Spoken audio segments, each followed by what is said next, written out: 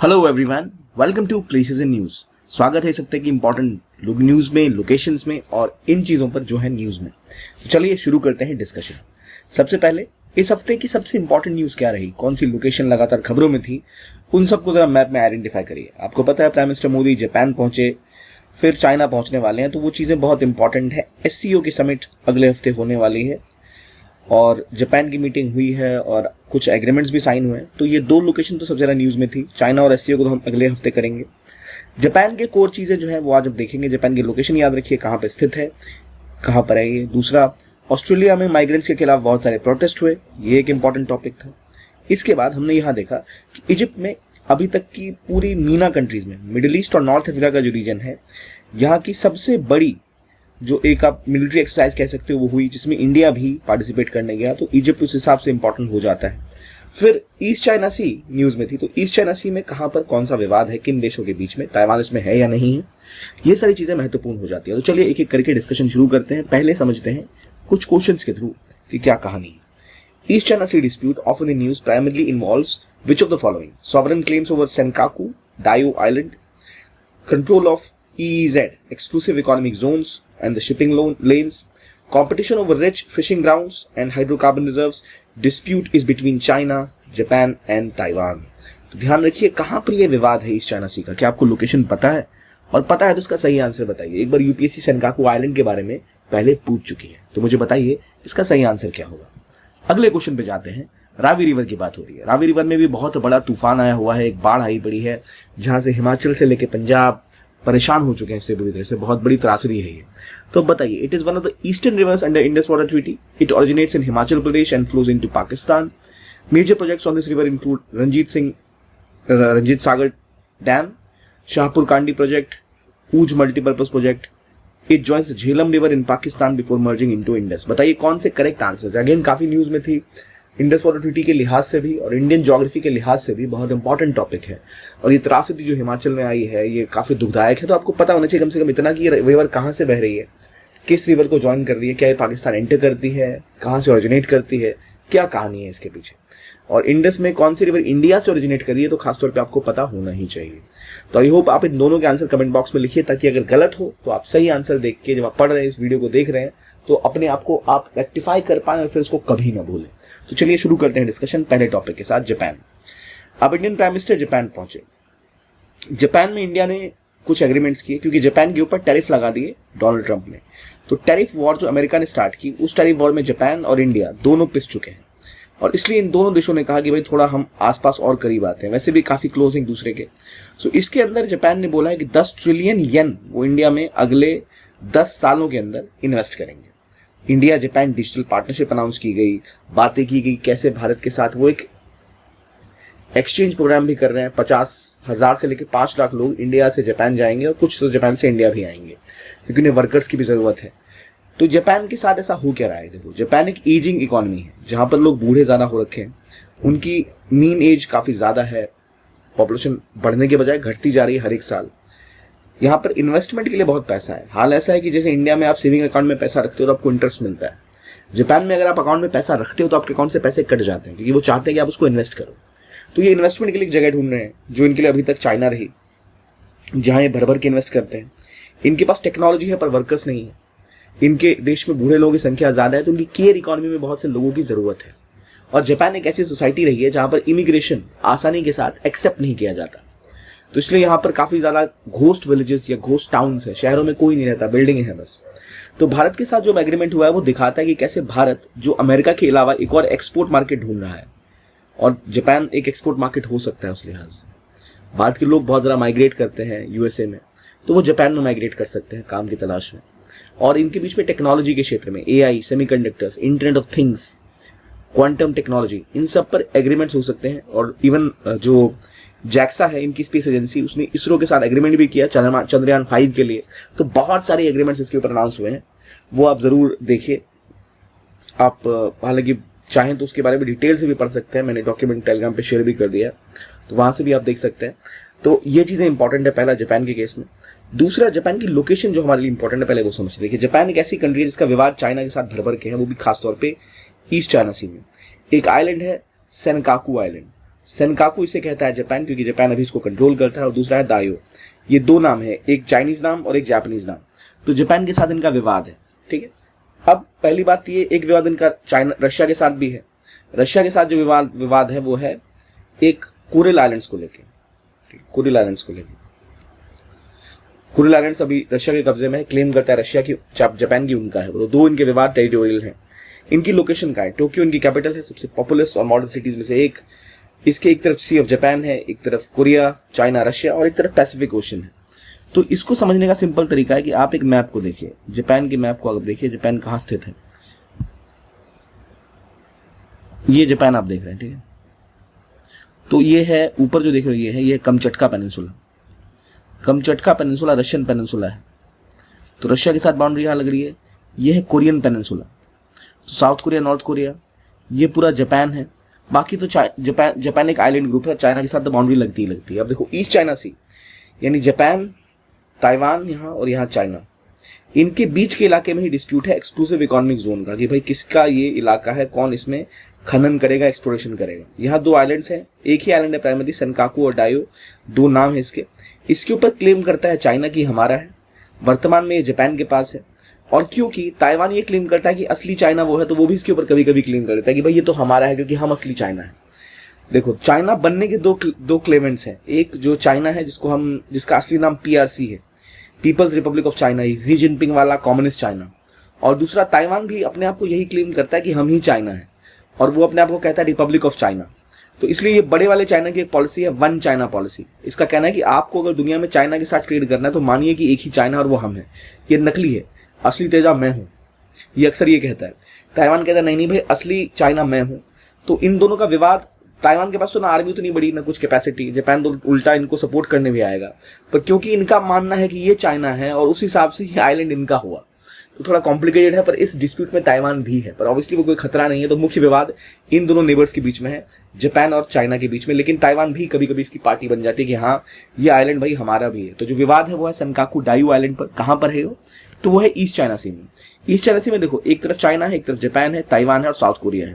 तो इन तीनों के बीच में सेनकाकू को लेकर विवाद है। और सेनकाकू के अलावा एक्सक्लूसिव इकोनॉमिक जोन, कि उसके आसपास का 200 नॉटिकल माइल का इलाका, यानी जो भी एक जगह होती है ना, जैसे कोस्ट लाइन है, यहां से देके 200 नॉटिकल माइल तक जो भी इलाका है, अगर मान लो भारत का यहाँ पर आइलैंड है, तो इस आइलैंड से लेके 200 नॉटिकल माइल तक जो भी इलाका होगा, उसमें केवल जो देश है वही, भारत ही चाहकर खनन कर सकता है। कोई कोयला मिला, पेट्रोलियम मिला, तो वो हमारा हो जाएगा। तो इसलिए विवाद यहाँ पर बना रहता है इन देशों के बीच में। तो सेनकाकू डायू तो आपको याद रहेंगे, हालांकि यहाँ कोई रहता नहीं है, पर यहाँ बहुत सारे ऑयल गैस होने की संभावना है। फिशिंग ग्राउंड भी बहुत स्ट्रांग है ये। और यहाँ पर जो एक्सक्लूसिव इकोनॉमिक जोन है, इसमें तीनों देश के एक्सक्लूसिव इकोनॉमिक जोन आपस में टकराते हैं, चाइना के, जापान के और ताइवान के। इसलिए यहाँ पर लगातार विवाद बना रहता है। खास तौर पे चाइना तो अपने आप को यहाँ और मिलिटरीली पुश करना चाहता है, और जापान अमेरिका की मदद से उन्हें रोकता आया है। लेकिन अब ट्रंप के आने के बाद विवाद बदले बदले से लग रहे हैं, तो इस चीज़ों को लेकर दिक्कत हो रही है। इसी तरह एक शुनजियाओ गैस फील्ड है जो शिराकावा है जापान में, वहां पर विवाद है। वहां पर भी चाइना क्लेम करता है कि भाई हमारा गैस फील्ड है, इसमें जबरदस्ती तुम घुसे पड़े हो। तो विवाद यहाँ पर बहुत सारे बड़े हुए हैं जापान और चाइना के बीच में। तो याद रखिएगा कि भाई साउथ चाइना सी, ईस्ट चाइना सी कहाँ पर है, जापान की ज्योग्राफी किस किस देशों के साथ लगती है, क्या रेलेवेंट है, कौन से इंपॉर्टेंट आइलैंड चेन है, जैसे होकिदाओ हो गया, क्योशो, शिकोको, हॉन्शू, ये सबसे बड़े आइलैंड्स हैं जापान के।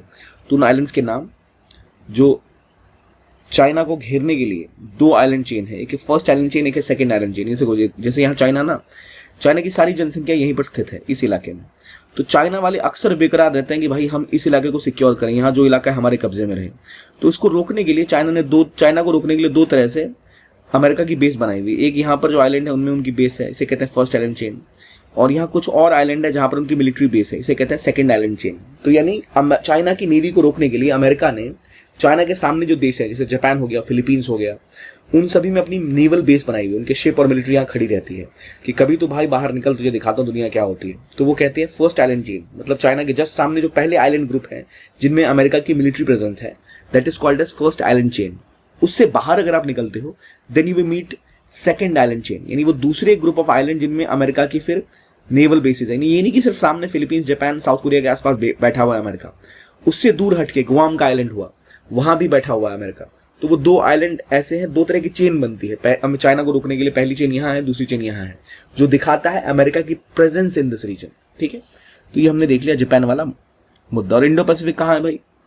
तो अफ्रीका के हॉर्न से लेके आप ऑस्ट्रेलिया तक पहुंच जाओ, इधर तो हवाई तक पहुंच जाओ, नीचे ऑस्ट्रेलिया तक आ जाओ, इंडिया तक पहुंच जाओ, that is your Indo Pacific region, जहां पर ये कॉन्फ्लिक्ट बार बार होता रहता है।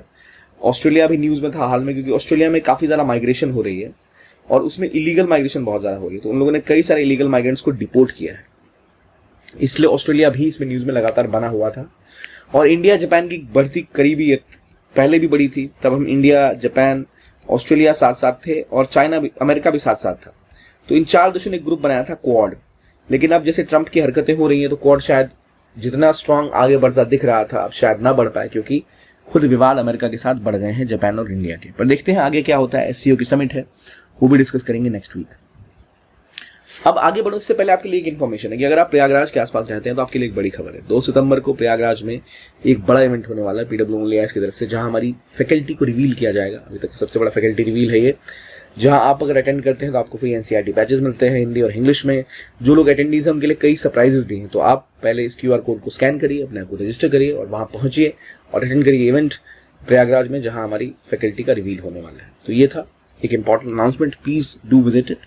ठीक है, अब आगे बढ़ते हैं अगले टॉपिक की तरफ। एक्सरसाइज ब्राइट स्टार 2025 ये असल में इजिप्ट में हुआ है और इजिप्ट का सबसे बड़ा ये मल्टीलैटरल, मल्टीनेशनल एक तरह का मिलिट्री एक्सरसाइज है, जो हालांकि वो काफी सालों से कर रहा है। लेकिन 2023 में पहली बार इंडिया ने इसे ज्वाइन किया था और इस बार फिर इंडिया इसको ज्वाइन कर रहा है 2025 में। 500 पर्सनल फिर इस बार हमारे वहां पहुंचे हैं। तो ये अमेरिका की एक्सरसाइज थी इजिप्ट के साथ। तो वो दिखाता था कि अमेरिका कितना वर्चस्व रखता है मिडिल ईस्ट में, नॉर्थ अफ्रीका में। लेकिन भारत ने भी इसको ज्वाइन किया पिछले बार भी। बाइनली है, बाइनल मतलब होता है 2 साल में एक बार होता है, याद रखना। बाई एनुअली नहीं, बाइनली 1 साल में 2 बार, बाइनली मतलब 2 साल में एक बार। तो इजिप्ट का है ये जो मिलिट्री एक्सरसाइज, इंडिया ने भी इसको ज्वाइन किया। दिखाता है भारत कितना सीरियस है वेस्ट एशिया को लेकर। तो इजिप्ट को थोड़ा देख लेते हैं, इसकी लोकेशन समझ लेते हैं। इजिप्ट कहाँ पर है? इजिप्ट हालांकि एक अफ्रीकन कंट्री है, इसका कुछ हिस्सा एशिया में लगता है, ये वाला हिस्सा। तो ये हिस्सा जहां आप देख रहे हो ये है स्वेज कनाल। स्वेज कनाल के इधर जो हिस्सा है इसे कहते हैं सिनाई पेनिनसुला। एक समय में इस हिस्से पर इजराइल ने कब्जा कर लिया था, सिनाई पेनिनसुला के ऊपर। तो बाद में जब इजिप्ट ने अपने संबंध इजराइल के साथ नॉर्मलाइज किए, इनके बीच संबंध दोबारा स्थापित हो गए, तो इजराइल ने ये सिनाई पेनिनसुला इनको वापस कर दिया था, वरना वॉर में इन्होंने कब्जे में ले लिया था। बहुत इंपॉर्टेंट है सिनाई पेनिनसुला। सिनाई पेनिनसुला के ठीक सामने आप देखो तो आता है रेड सी। यहाँ से 2 रास्ते निकलते हुए दिख रहे हैं आपको। एक है स्वेज कनाल के लिए जाता हुआ रास्ता, इसे कहते हैं गल्फ ऑफ स्वेज। दूसरी साइड आप देखो तो यहाँ पर है स्ट्रेट ऑफ तिरान, और स्ट्रेट ऑफ तिरान से अंदर घुसते हुए it is called as gulf of Aqaba, जो आपको अकाबा के शहर तक लेके जाता है। तो Gulf of Aqaba, Gulf of Suez, Strait of Tiran, नीचे रेड सी के आगे जाओगे तो आपको मिलेगा बाबल मंदेब। ठीक है, तो ये इजिप्ट की खास बात है कि इजिप्ट ऐसी लोकेशन पर है कि वो एशिया और यूरोप के ट्रेड को कंट्रोल कर सकता है, क्योंकि यहाँ पर है स्वेज कनाल। और ये ऐसी जगह है इजिप्ट जहाँ अफ्रीका, मिडिल ईस्ट और मेडिटेरेनियन यूरोप कनेक्ट होता है। यहीं से आपका मेनली ग्लोबल ट्रेड होता है, कंटेनर का ट्रैफिक मूव करता है। तो यहाँ कभी भी अगर ब्लॉकेज आती है, तो जैसे 2021 में एक शिप ब्लॉक हो गया था, तो दुनिया भर का ट्रेड रूट डिसरप्ट हो गया था। मतलब अगर ऐसा कुछ होता है तो सारे देशों को नीचे, अफ्रीका के नीचे से घूम के जाना पड़ता है। पर यहाँ पर अगर आप देखो ना, इस हिस्से में मैं आपको एक और मैप के थ्रू दिखाता हूँ। देखो ये इजिप्ट है, तो नॉर्मली ट्रेड सारा यहीं से गुजरता है। तो इजिप्ट का ये रीजन अगर विवाद में फंसता है या कोई भी कॉन्फ्लिक्ट होता है तो यहाँ का सारा ट्रेड डिसरप्ट हो जाता है। ये है बाबल मंदेब, ये है रेड सी, ऊपर गल्फ ऑफ अकाबा इजराइल जाने के लिए, स्वेज कनाल जाने के लिए गल्फ ऑफ स्वेज। तो यहाँ है सोमालिया का रीजन, यहाँ बहुत सारा टेररिज्म होता है, बहुत सारी सी पायरेसी होती है। तो इस चक्कर में काफी वल्नरेबल रीजन है। तो इजिप्ट बहुत महत्वपूर्ण रोल प्ले करता है सिक्योरिटी, सेफ्टी को लेकर इस पूरे रीजन में। तो इसी लिहाज से हमेशा हम कहते हैं इजिप्ट एक बहुत इंपॉर्टेंट कंट्री है। यहाँ से आप देखो सिनाई पेनिनसुला है, जो एक तरह का लैंड ब्रिज है एशिया अफ्रीका के बीच में। इसके अलावा यहाँ पर जोहर गैस फील्ड है, सबसे बड़ा जो गैस फील्ड है मेडिटेरेनियन सी का, वो जोहर गैस फील्ड है, वो इसी के पास है। और बार बार यहाँ पर नाइल रिवर है। और इजिप्ट में इजिप्ट का रोल, एक इनकी खुद की सिविलाइजेशन बहुत ऐतिहासिक रही है, प्लस अफ्रीका के पॉलिटिक्स में इनका रोल हमेशा बड़ा रहा है। तो इन कारणों से एक इंपॉर्टेंट कंट्री है इजिप्ट। तो इजिप्ट की लोकेशन, कौन सी रिवर्स है, Nile, gulf of Suez, gulf of अकाबा कहाँ पर है, सिनाई पेनिनसुला कहाँ पर है, नाइल डेल्टा कहाँ पर है। तो यहाँ ऊपर दिख रहे हो नाइल यहाँ पर डेल्टा बनाता है। तो ये सारी चीज़ें याद रखिएगा ताकि आपको याद रहे। देखिए नाइल का आपको जो मूवमेंट है, यहीं पर लेक नसर भी है, तो इसलिए इंपॉर्टेंट है। यहाँ पर है गल्फ ऑफ तिरान, यहाँ है गल्फ ऑफ अकाबा, यहाँ है Gulf of Suez, Strait of Tiran, Gulf of Aqaba, Gulf of Suez, then you go to Suez Canal. ठीक है, चलो, ये हो गई कोर कहानी। अब आते हैं रावी रिवर के ऊपर। रावी में भयंकर एक तूफान आया पड़ा है और करतारपुर कॉरिडोर कॉम्प्लेक्स तक डूब गया है इससे, जो पाकिस्तान के नारावल डिस्ट्रिक्ट में है। तो कई लोग फंस चुके हैं और ये एक उन रिवर्स में है जो पंजाब की 5 रिवर्स में से एक है और इसका ओरिजिन होता है रोहतांग पास के पास कांगड़ा में, और वहां से ये बहते हुए हिमाचल प्रदेश से होते हुए पहले पंजाब जाती है, फिर पाकिस्तान एंटर करती है और पाकिस्तान में एंटर करती है जाके टाइम ये चेनाब रिवर को।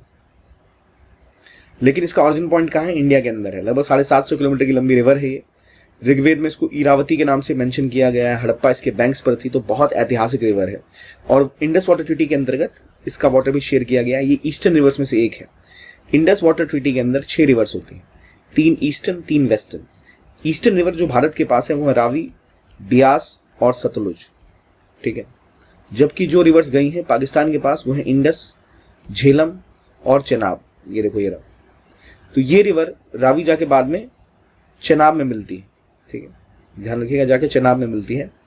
और कहाँ से निकलती है रावी? रावी निकलती है हिमाचल से। तो यहाँ जो तूफान आया है, जो बाढ़ आई है, बहुत खतरनाक है। पंजाब और हिमाचल में काफ़ी जानन माल की क्षति वहाँ पर हुई है। तो पर हमें ये ध्यान रखना चाहिए कि रिवर कहाँ से बहती है। ऑरिजिन पॉइंट का है रोहतांग पास से पास के करीब। ये देखो ये रहा रावी रिवर का फ्लो, ये रहा रावी, ब्यास, सतलज, ठीक है। तो उस तरह से आप याद कर सकते हो नाम कहाँ पर कौन सी रिवर से जाके मिल रही है। देखो चेनाब से जाके मिल रही है रावी, झेलम, रावी, और मेनली सब बाद में जाके इंडस से मिल जाता है। तो 6 रिवर का डिवीजन है ये। तो याद रखिएगा कौन कौन सी रिवर कहाँ से बहती है। 5 रिवर्स में से एक है पंजाब की, ये कहाँ ऑरिजिन पॉइंट है, किससे मिलती है पाकिस्तान में एंटर करने से पहले ये। तो ये सारी चीज़ें महत्वपूर्ण है, इसको ध्यान रखिएगा ताकि आप इसको अच्छे से याद कर पाए। ओके, तो इज इट क्लियर कि रिवर कहाँ से बहती है, कहाँ किस रिवर में मिलती है। तो आगे जो आपने गलती की होगी अगर आंसर राइटिंग में, तो उसको सही करना। गलत आंसर अगर लिखा होगा कमेंट बॉक्स में लिखना कि क्या आपने सीखा। तो ये था आज का सेशन। बाकी इंडस रिवर का डिटेल मैप भी मैंने शेयर किया है, आपको ये भी डाउनलोड करके देख लेना चाहिए कहाँ से कौन सी रिवर्स बहती हैं, कहाँ पर कौन कौन सी लोकेशन है, कौन सी लेक है, कौन सी वैली कहाँ पर है। ज्योग्राफी के लिहाज से इंपॉर्टेंट हो जाता है।